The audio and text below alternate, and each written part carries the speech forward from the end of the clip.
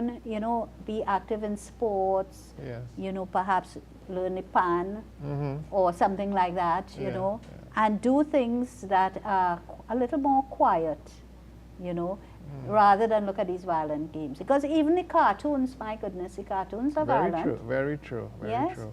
and you always have somebody putting down somebody and so on. Yes. It's funny you mention that because I have found that some of these cartoons such as South Park and The Simpsons, Yes. these type of cartoons create a next generation, a younger generation who are rude, who are Yes. arrogant, who are Yes. disrespectful, and it contributes to lack of discipline in the classroom. So when the teacher finds it difficult for classroom management, it stems partly from the type of cartoons that these children are being exposed to on a weekly and a daily basis. And also remember too that in the classroom, boys are action oriented. It's Correct. very difficult to sit through a class for 30 minutes just quiet. Haven't you noticed that amongst your classmates and Yes. so on? I have taught at Have you found that for yourself as well? Yes. I have Yes. taught at primary and secondary schools, and it is very true what you say. In fact, some of these boys and these male teenagers, they don't want to be quiet because they would be called a sissy or a nerd, Yes. you know. So they are sometimes forced to be a bully or forced to be extroverted, sometimes to gain attention or to gain respect. Well, this is it, attention, to gain respect, to have a sense of power, you know. You know. This is why children misbehave. They are seeking attention, they want power. It may be revenge as well, Yes. you know. But I mean, what can a teacher do? A teacher must therefore not only have chalk and talk or just let them have sit down, but be able to stand up and move around and shake their legs a little bit.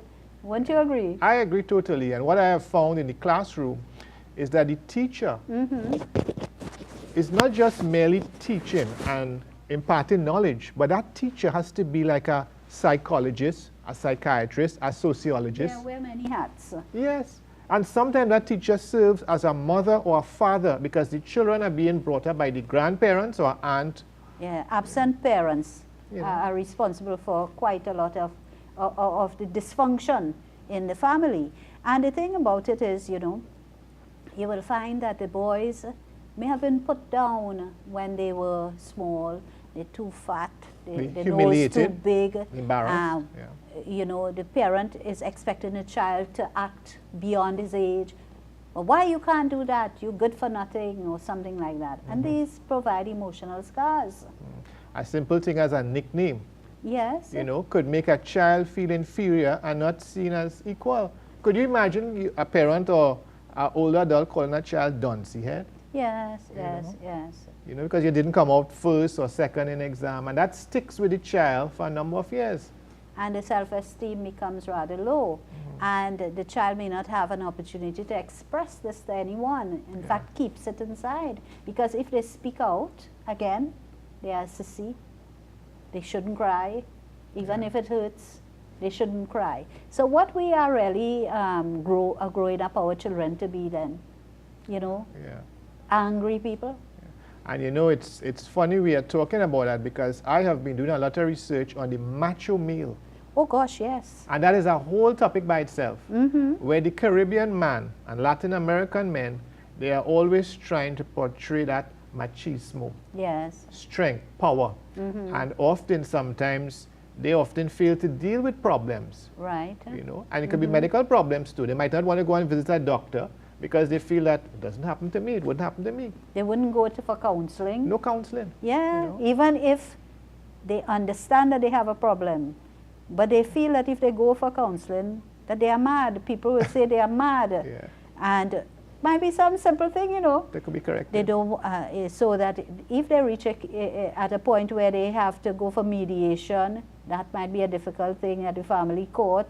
Yeah. Or if they have to, you know, go to court, for example, they find that so difficult. If the court says, okay, you have to go for counseling, they find that very difficult to do. They'll go once and will not go again. They see it sometimes as a sign of weakness, you know, as a sign that they are not normal as men. you know. But funny enough, they would quicker want to go in a bar or rum shop, you Yes. know, and talk about their problems to other men who will not help them. That is true, and they're just venting there. Yeah, So they get a space there at the bar. yeah. But you know, what is there for our men? We'll talk about that later. But the process of socialization, therefore, happens at the home. They're seeing how their fathers behave. Do you think that culturally and religiously, therefore, some imprinting is taking place there, so they are learning how to behave? I believe so, and what I want to add is that I feel that parents should have a responsibility to carry their children to the mosque, the temple, or the Yes. church. Yes.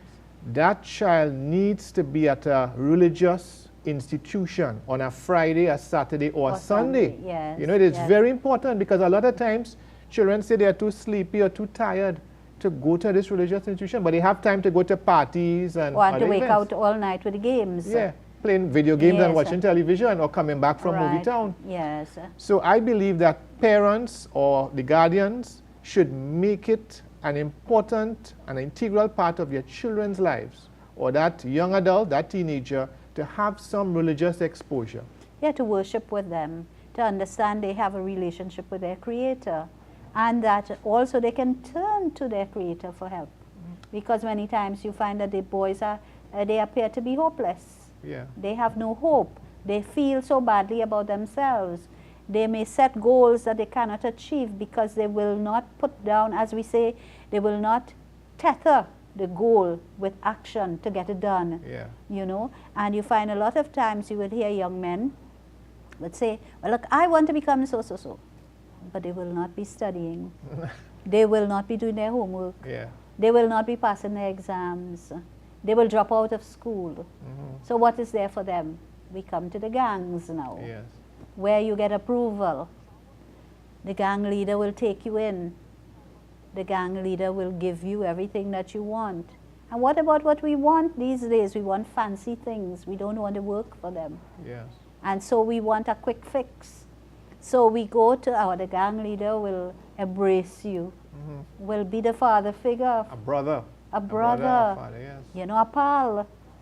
And then you have to, of course, nothing in life is free. So what they have to do now? They have to do the bidding of the person, Yeah. the gang leader, you know. So from the historical point of view, I imagine your students will be studying the effects of gang violence. Yes, a lot of times my students, when I'm teaching, I would try to relate the past to the present. Right. And I would show that, you know, if the past is not properly constructed, Yes. the present and the future will create problems. You will be in jeopardy, you know. yes. But we cannot blame the past too much. We cannot blame slavery and indentureship Oh gosh, for the yes. present problems. A lot of people tend to do that. They blame fall back game. on that. That's in denial. That's an excuse. We Yes. cannot keep on using that. We have to now decide how we are going to chart our future. You know, so I think that is very important. I keep on telling my students that we cannot just simply blame this gang violence for something that happened hundreds of years ago. All right, You it's know? true. You are here and now, and you have to organize your life to suit Correct. the prevailing conditions. Correct. You know. So at this point, we'll take a break for messages from our dear sponsors. Stay with us. Assalamu alaikum and welcome back to The Right Fit. I'm your presenter, Sister Lydia Chote, and we are talking about violence from a man's perspective. And whose perspective we are hearing? Dr. Jerome Teeluksingh's perspective. He's a history lecturer at the UE, at UWI, which is the University of the West Indies, for the benefit of our viewers abroad. And also, he was a lecturer at the University of Trinidad and Tobago, otherwise known as UTT. And he's very involved with the Cipriani Labour College of Cooperative Studies. And he is here with us because he had the temerity to say, I want to establish or found International Men's Day. Because we're hearing about the women, March 8th is International Women's Day. 25th of November is the International Day for the Elimination of Violence Against Women. So what about the men? And he gave us at the very start why he started it, but he felt that a day should be set aside for the men, of course, to honor the men who might be hurting, to honor the men who are role models like his father, to honor all the men, and of course to discuss ways in which the men can be better men, you know. And Dr. Jerome, you have been involved, therefore, with organizing events for International Men's Day. Correct. And we hope that, as you say, the government will put a resolution there at the United Nations, and that it will be passed, and you will in fact have it on the calendar of events for the United Nations. Right. So tell me now, what do you do on International Men's Day, you as a founder? Right.